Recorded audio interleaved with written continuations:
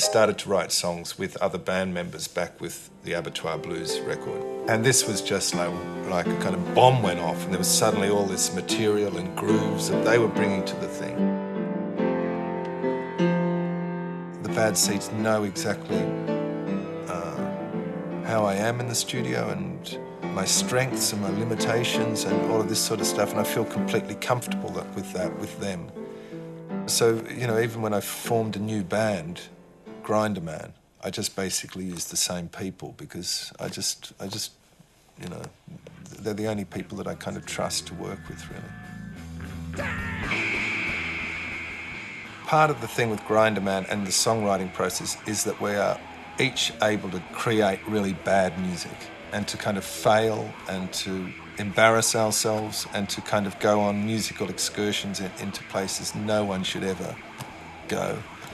It's just a completely collaborative process, writing songs.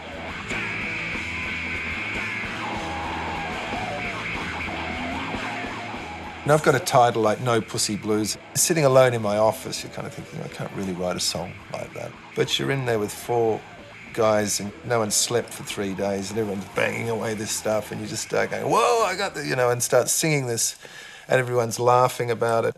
The creative process becomes enormously kind of fun, and it's very much irreverent to my whole process of songwriting. I got the no pussy blues.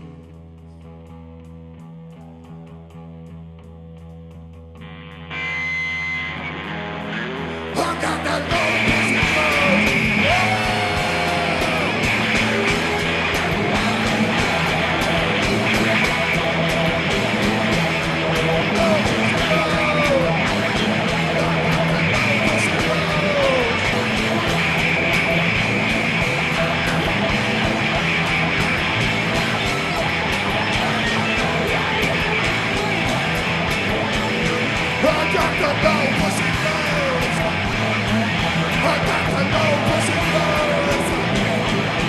got that no pussy blues.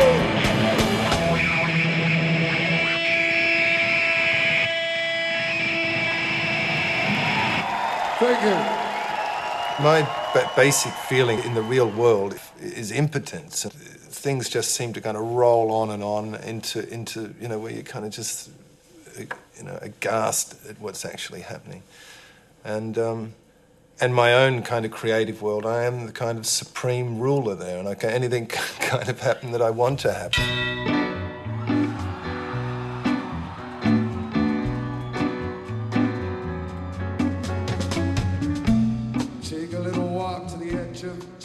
I tend to go into a certain type of frame of mind when I'm writing stuff where everything seems to me to make a lot of sense.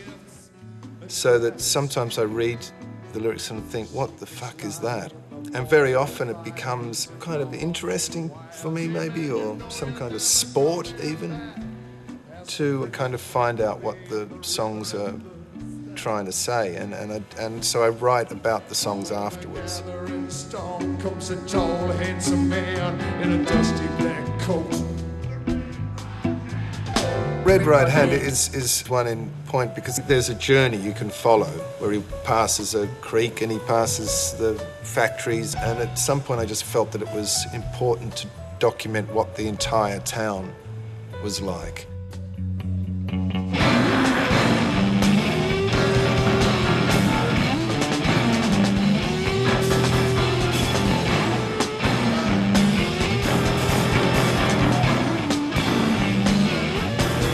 So there are endless notes about what the church was like that he might have passed, what the river was like, and what the Hall of Records was like, and all the other aspects to the town that are peripheral and not actually in the song at all.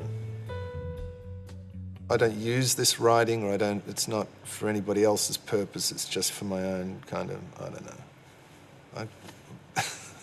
I'm bored, I should get a life or something like that. There's a song, O'Malley's Bar, which is very much about, I suppose, an American story of a guy going into a bar and shooting everybody. It feels to me like an American story, but most of that I was sitting around in the sunshine by a swimming pool in some place like Essen in Germany or some god-awful city like that.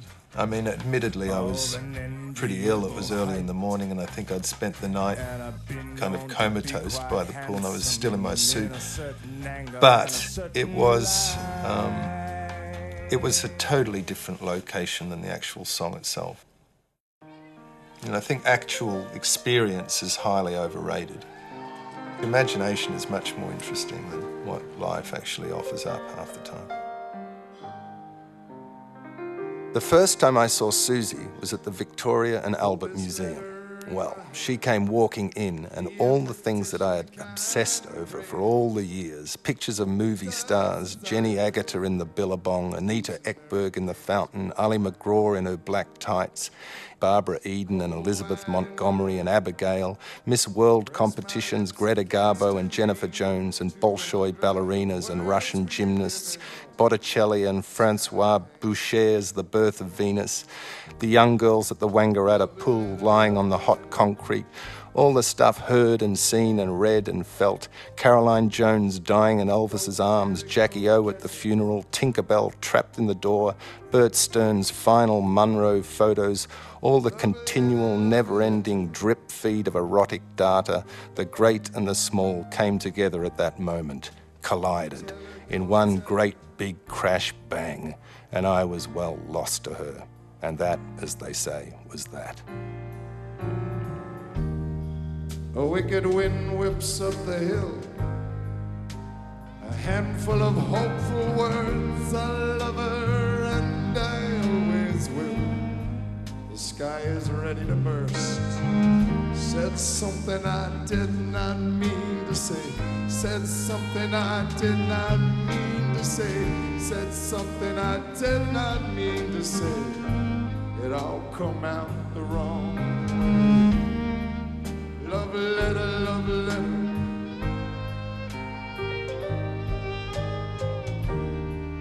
Go get her, go get her.